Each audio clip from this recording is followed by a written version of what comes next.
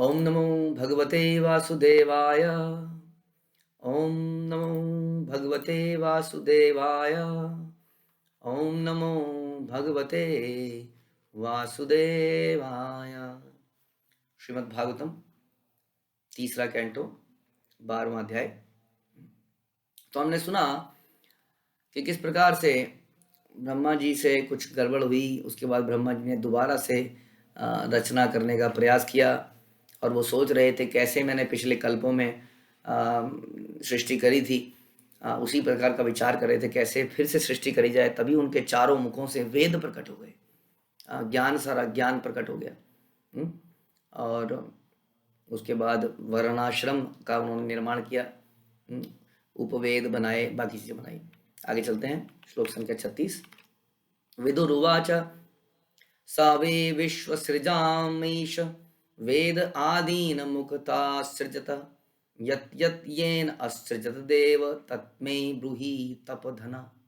विदुर ने कहा, हे तपोधन महामुनि, कृपया मुझे बताएं कि ब्रह्मा ने किस तरह और किसकी सहायता से उस वैदिक ज्ञान की स्थापना करी जो उनके मुख से निकला।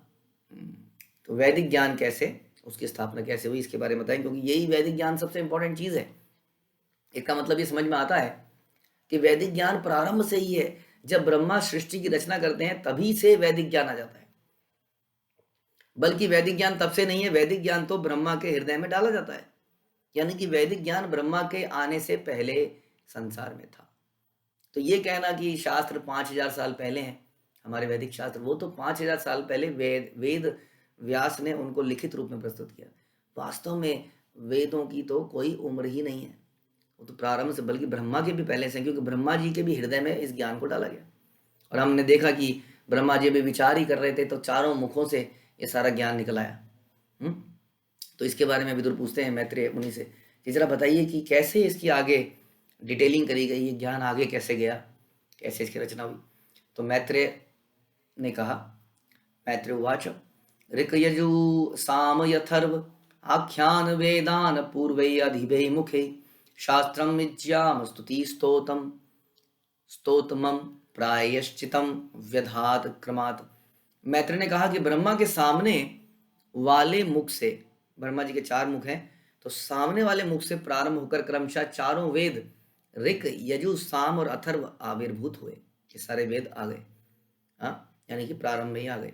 तत्पश्चात इसके पूर्व अनुच्चारित वैदिक स्त्रोत, पौराहित्य, अनुष्ठान, पाठ की विषय वस्तु, दिव्य कार्यकलाप एक एक करके स्थापित किए गए। तो क्या क्या प्रोसेस होगा, क्या क्या विषय वस्तु होंगी, सब कुछ आ गए। आयुर्वेदम, धनुर्वेदम, गांधर्वम वेदम आत्मनः स्थापत्यम च सृजत वेदम क्रमात् पूर्वादि भी मुखे। उन्होंने औषधि विज्ञान, तो बेसिकली औषधियों से कैसे जीवित रहा जाए, कैसे रोगों का उपचार किया जाए, एक तरह का आयुर्वेद भी कह सकते हैं आप। सैन्य विज्ञान, संगीत कला, स्थापत्य विज्ञान की भी सृष्टि वेदों से करी। यानी कि वेदों में जो भी हमारे जीवन के लिए आवश्यक है वो हर वस्तु को दिया गया है। इसलिए कोई भी व्यक्ति ये नहीं कह सकता कि जो आध्यात्मिक रास्ते में चल रहा है वो व्यक्ति जीवन के कई पहलुओं में पिछड़ जाएगा, नहीं है। अगर आप देखेंगे कि यदि हम आध्यात्मिक नियमों के अनुसार अपने जीवन को जीते हैं तो आप देखेंगे कि आपका स्वास्थ्य भी ठीक रहता है, क्योंकि सोने की आदतें ठीक होती हैं, उठने की आदतें ठीक होती हैं, खाने की आदतें ठीक होती हैं, कई चीज़ें ठीक होती जाती हैं घर में। अब जैसे हम वास्तु शास्त्र के हिसाब से लोग घर बनाते हैं, अब नेचुरली उस जमाने में लोग ऐसे घर बनाया करते थे, क्योंकि जीवन की शैली डिफरेंट थी, बड़े बड़े कमरे हुआ करते थे, जो कि आजकल छोटे छोटे होते जा रहे हैं। कई ऐसी चीज़ें हैं, आप देखेंगे जीवन शैली, early to bed early to rise, आप सवेरे जल्दी उठना, हम लोग जैसा रूपात ने प्रोसेस बनाया, सवेरे जल्दी उठ के मेडिटेशन करना, थोड़ा सा गाना और नृत्य हम करते हैं, शरीर भी स्वस्थ रहता है और चेतना भी स्वस्थ हो जाती है। उसके बाद खान पीने के जो नियम बनाए गए हैं उससे अपने आप ही आदि समस्याएं सॉल्व हो जाती हैं। तो इस प्रकार से जो हमारा वैदिक ज्ञान है, इसके अनुसार जीवन जीना मतलब अपना सारी ज़रूरतों को पूरा करना। संगीत, अब देखिए इंसान संगीत के बिना नहीं रह सकता, ये आप सब जानते ही हैं, कितनी बड़ी इंडस्ट्री है अपने आप में संगीत की। लेकिन आप देखते हैं सारा समाज संगीत के नाम पे केवल कान में जो है ईयर प्लग्स लगा के घूम रहे हैं, कुछ नहीं कर रहे हैं इसके अलावा। और झूम रहे हैं, इसका क्या मजा है। देखिए टीवी में, फॉर एग्जांपल टीवी में मैच देखने का क्या मजा है जो खेलने में मजा है। संगीत को गाने बजाने में जो मजा है वो केवल कान में लगाए घूमने में क्या मजा है, बताइए। हम्म? तो इस तरह से आप देखेंगे वैदिक शास्त्रों के अनुसार अगर आप जीवन जिएंगे तो हम देखते हैं कि जब हम ये सिस्टम को फॉलो करते हैं तो हमारे कितने सारे बच्चे बचपन में ही मृदंग, हारमोनियम और क्या करताल और कितनी कलाएं जी समझ गए। हम लोग तो ये सपना ही देखते रह गए। बड़ा होने के बाद कभी आदमी इन चीज़ों को सीख नहीं पाता है। यदि बचपन में ही इन कलाओं को सीख लेता है तो उससे पूरे जीवन में काम आती है। हाँ, और अकेले बैठे हैं कहीं पर हरिना हारमोनियम लेके भजन गा रहे हैं, कीर्तन कर रहे हैं, तो म्यूजिक का आनंद भी ले रहे हैं।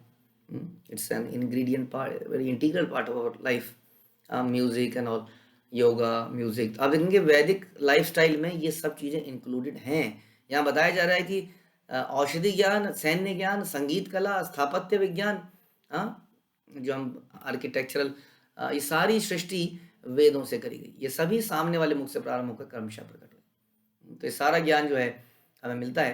प्रभुपाद कह रहे हैं कि ऐसा समझा जाता है कि सामाजिक व्यवस्था बनाए रखने के लिए सैन्य कला भी उसी तरह आवश्यक ज्ञान है जिस तरह संगीत कला। आजकल ये ज्ञान, कोई भी ज्ञान अवेलेबल नहीं है देखा जाए तो। ज्ञान के सारे समूह उप पुराण या वेदों के पूरक कहलाते हैं। वेदों का मुख्य विषय आध्यात्मिक ज्ञान है, मुख्य विषय वो है। लेकिन जैसे जीने के लिए खाने की आवश्यकता है, खाना कैसे बनाया जाए ये भी अपने आप में एक कला है ना, जो कि हम सुनते हैं, समझते हैं। ये कला समाप्त हो गई आज की डेट में। कैसे खाना बनाते हुए क्या स्वच्छता के नियमों का पालन करना चाहिए, क्या मानसिक दशाएं होनी चाहिए, किस प्रकार से किचन की सफाई रखनी चाहिए। हमारी जो दादियां हैं, उस जमाने के लोग किचन में किसी को घुसने नहीं देते थे बिना नहाए धोए। आज की डेट में तो आदमी उठता है बिस्तर से, कुछ लोग मल त्याग के, कुछ बिना मल त्यागे ही रसोई में सबसे पहले घुसते हैं हम लोग, और वहां पर चाय बनाते हैं। तो ये आप सोचेंगे कि अब देखेंगे जैसे वैदिक ज्ञान के अनुसार आप जीवन जिएंगे, हाँ, तो बहुत लाभ होने वाला है। जैसा मैं बता रहा हूँ कि कुकिंग हमारे जीवन में कितना इंपॉर्टेंट है। खाना बनाना और खाना खाना, ये भी अपने आप में एक कला है। और ये कला भी हम देखेंगे जब हम वैदिक लाइफस्टाइल जिएंगे तो इसका एक अलग ही आनंद हो जाता है। फिर कहते हैं कि इतिहास पुराणानि पंचमम वेदम ईश्वर सर्वेभ्या एव वक्तेरभ्या सृजे सर्व दर्शन। तब उन्होंने अपने सारे मुखों से पांचवें वेद, वो क्या है पांचवा वेद, पुराणों यथा इतिहासों की सृष्टि करी। जैसे मैंने बताया कि पुराण क्या है, पुराण है रियल घटनाएं का collection, life sketches, case studies जिसको हम कहते हैं। किसी के लाइफ में, किसी बड़े व्यक्ति के लाइफ में कुछ बीता, जैसे कि पांडवों के जीवन में क्या क्या बीता, उससे हम क्या क्या सीख मिलती है, हाँ, तो वो एक इतिहास बन गया। उस इतिहास से हम सीखते हैं। आज की डेट में इतिहास क्या है कि ये इन्होंने ये मंदिर तोड़े, उसके बाद ये वाली सदी में ये आया, ये वाली सदी में ये आया। इतिहास वो होना चाहिए जिससे हमें कुछ लाभ हो। खाली डेटा को रटने से क्या लाभ है कि 1400 में कौन आए, 1500 में भारत में कौन आए, 1600 में कौन, इज जस्ट अ डेटा। हाँ, कंप्यूटर बनाते बनाते हमने अपने दिमागों को एक डंप यार्ड बना दिया है जिसमें data data, information information, no transformation, because there is nothing in the data. तो ऐसा इतिहास होना चाहिए जिससे हमें कुछ लाभ हो, जिससे हम कुछ सीखें। ये दकियानुसी इतिहास को पढ़ पढ़ के हमारे सारे बच्चे बर्बाद हो रहे हैं। तो ऐसे पुराण और इतिहास बनाए गए जो महान व्यक्तियों के चरित्र थे, उनका जीवन था, उनके जीवनों में से उन घटनाओं को उठा के वेदों पुराणों में डाला गया, जिसको हम महाभारत, रामायण इत्यादि के नाम से जानते हैं। उसकी सृष्टि करी क्योंकि वे संपूर्ण भूत, वर्तमान तथा भविष्य को देख सकते थे। विशिष्ट देशों तथा राष्ट्रों के और इसी के साथ संसार के अपने इतिहास हैं, किंतु पुराण सारे ब्रह्मांड के, इस कल्प के नहीं दूसरे कल्पों के भी इतिहास हैं। ब्रह्मा को इन ऐतिहासिक तथ्यों का ज्ञान है, अतएव सभी पुराण इतिहास है। क्योंकि उनकी मूल रचना ब्रह्मा द्वारा की गई है, तब वेदों के अंग रूप में पंचम वेद कहलाते हैं। यानी कि ये कोई घटना, ये कोई कहानियां नहीं है, ये कोई माइथोलॉजी नहीं है जैसा कि बोला जाता है। इज अ रियल फैक्ट्स, जो कि हम जब इसको पढ़ते हैं तब समझ में आता है। जब इसमें इसको अमल करते हैं, जीवन में होने वाले परिवर्तनों को देखते हैं, तब समझ में आता है हाँ, दीज आर रियली इफेक्टिव। षोडशी उक्थो पूर्ववक्त्रात् पुरुषी अग्निष्ठुतौ अथ आपनोर्याम अतीरार्थो रात्रो चावाजपेयम सगोसवम।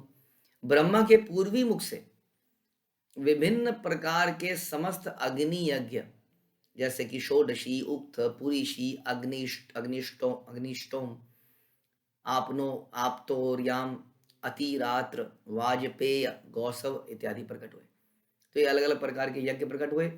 और फिर विद्यादानम तपः सत्यम धर्मस्य इति पदानि च आश्रमान च यथा संख्यम असृजत सह वृत्ति भी।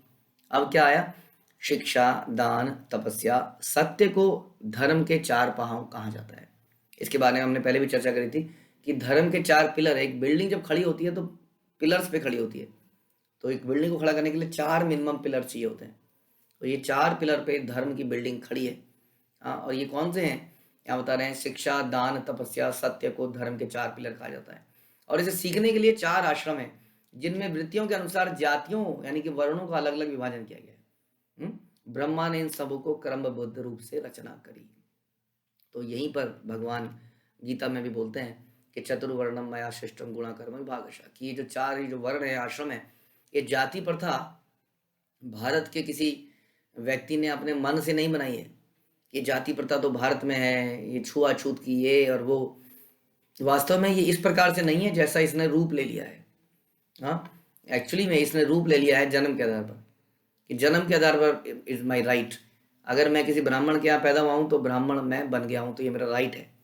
और जो शूद्र के यहाँ पैदा हुआ है वो शूद्र ही है, इसलिए वो अनटचेबल है।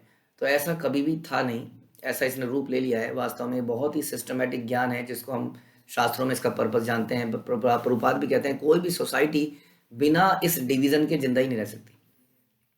चाहे यूरोप हो, चाहे अमेरिका हो, चाहे ऑस्ट्रेलिया हो, कोई भी संसार का जगह हो, चाहे स्वर्ग ही क्यों ना, कोई सी भी जगह हो, वहाँ पे डिविजन्स होते ही हैं।